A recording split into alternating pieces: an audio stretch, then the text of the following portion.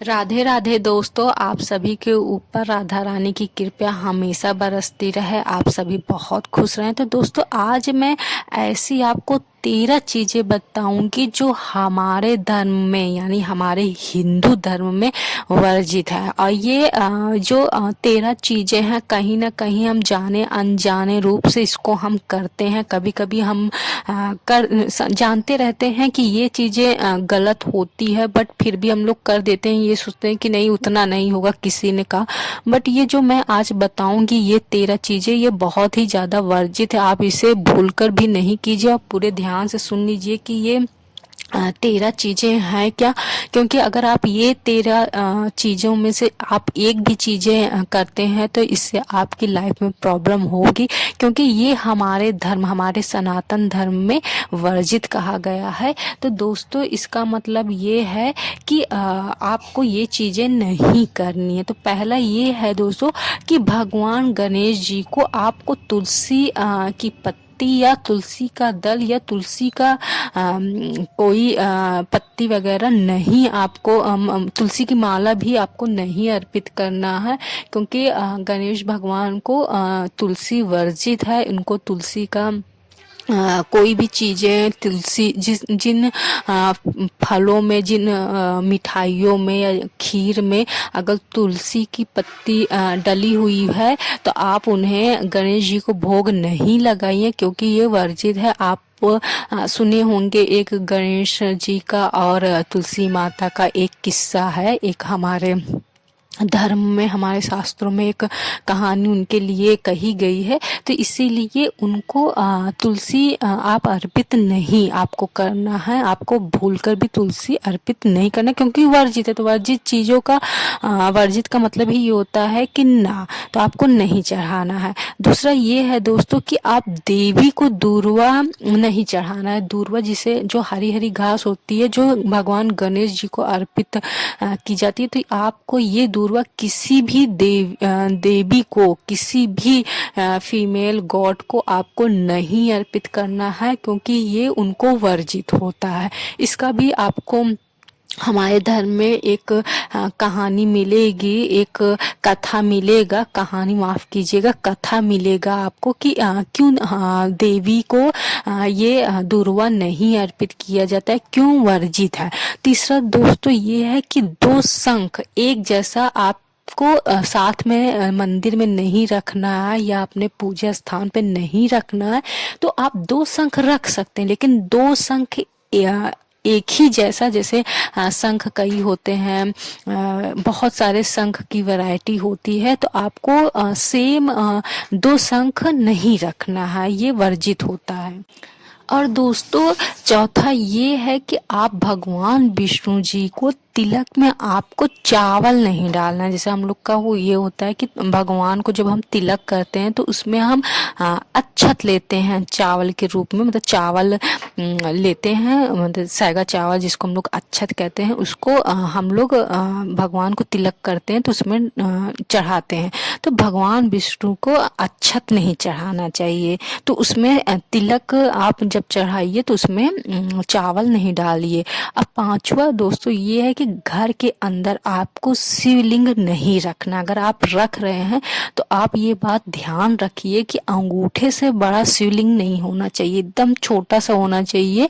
क्योंकि शिवलिंग का एक ये होता है कि बहुत उसमें शक्ति होती है, बहुत तेज होती है। शिवलिंग पवित्र जगह में रहता है। घर कहते हैं पवित्र होता है, लेकिन शिवलिंग के लिए इतना पवित्र नहीं होते, तो इसलिए बहुत छोटा रखा जाता है। वैसे मैं तो यही सलाह दूंगी कि आप शिवलिंग को अपने घर पर स्थापित नहीं कीजिए। आप अपने घर के जो बाहर मंदिर कुछ लोग बनवाए रहते हैं, आप वहां पर स्थापित कीजिए। लेकिन आप एक बात और ध्यान दीजिए कि आप जब भी शिवलिंग स्थापित कीजिए तो आप उसमें नंदी महाराज को जरूर स्थापित कीजिए। क्योंकि शिवलिंग में एक आपको कथा मिलेगा कि शिवलिंग में इतना तेज होता है कि उसको डायरेक्ट नहीं देखा जाता। जो नंदी जी का सींग होता है उसको अंगूठे और इंडेक्स फिंगर से उसको ऐसे लगा के आपको देखना रहता है, उसके छेद से देखना होता है, तब आप उनकी जो शिवलिंग की शक्ति निकलती है, जो तेज निकलता है, तब आप उसको देख सकते हैं। तो आप घर पर मेरा तो यही कहना है कि आपको घर पे शिवलिंग नहीं रखिए, आप बाहर रखिए। और छठवां ये है दोस्तों कि आपको अपने कमरे में 3 गणेश भगवान की फोटो या मूर्ति नहीं रखनी है, और ना ही आपको मंदिर में रखनी है, क्योंकि कभी कभी ये होता है कि घर में कुछ फोटो फ्रेम हुआ या कुछ अच्छे से स्टैचू हुआ तो हम लोग अच्छा लगता है तो हम लोग रख लेते हैं, लेकिन एक साथ आपको 3 नहीं रखना है, ये वर्जित माना जाता है। आप रखना, आप अलग अलग रूम में रख सकते हैं, बट एक ही रूम में 3 नहीं रखना है। और ध्यान दीजिए कि हमेशा देवी देवता को अलग अलग में रखिए। जस्ट मीन्स जैसे ये होता है हम लोग मंदिर पे रखते हैं, एक देवी लेफ्ट में रख दिए, एक देवी राइट में रख दी, तो आमने सामने नहीं रखना चाहिए, उसको जस्ट सामने रखना चाहिए। और दोस्तों 7वां ये है कि आपको कभी भी खंडित मूर्ति की पूजा नहीं करना चाहिए, चाहे वो थोड़ा सा ही क्रैक क्यों ना हो जाए, आपको उससे उसमें पूजा नहीं करना चाहिए, ये वर्जित माना जाता है।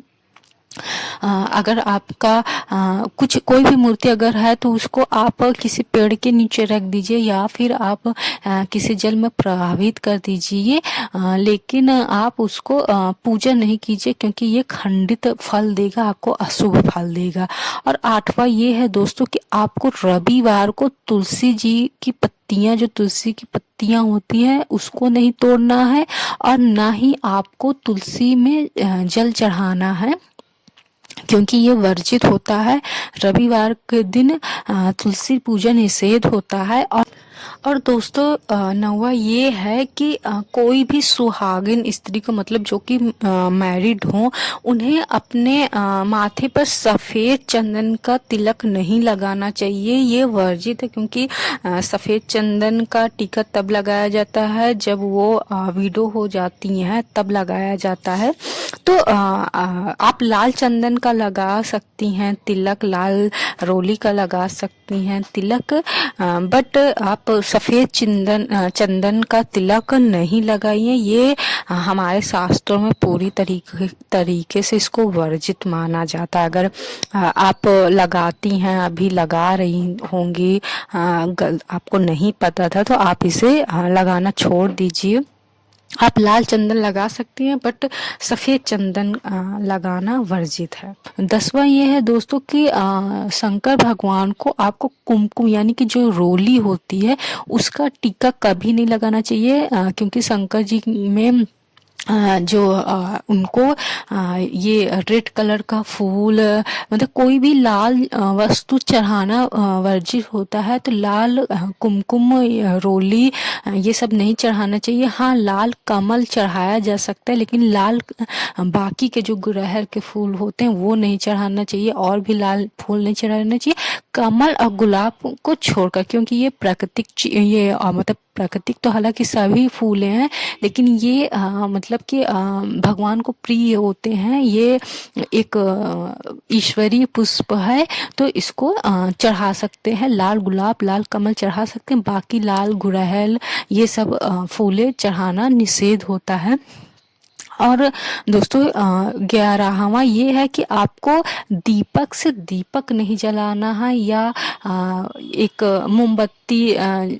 मोमबत्ती से भी नहीं जलाना है। जैसे अगरबत्ती हम लोग दीपक जलाते हैं, तो ये उसको जलाते हैं तो ये होता है क्या, माचिस वेस्ट करना, तीली वेस्ट करना, हम लोग अगरबत्ती लेते हैं, उसी में से जला लेते हैं, धूप अगरबत्ती भी उसी में से जला लेते हैं, तो ये वर्जित होता है।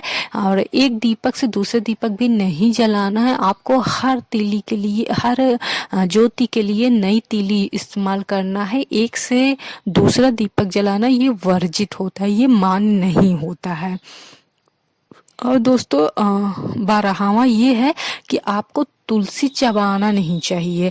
तुलसी को हमेशा कहते हैं कि तुलसी खाना स्वास्थ्य के लिए बहुत शुद्ध होता है, बहुत ही एक स्वास्थ्य के लिए बहुत ही ज़्यादा लाभदायक होता है।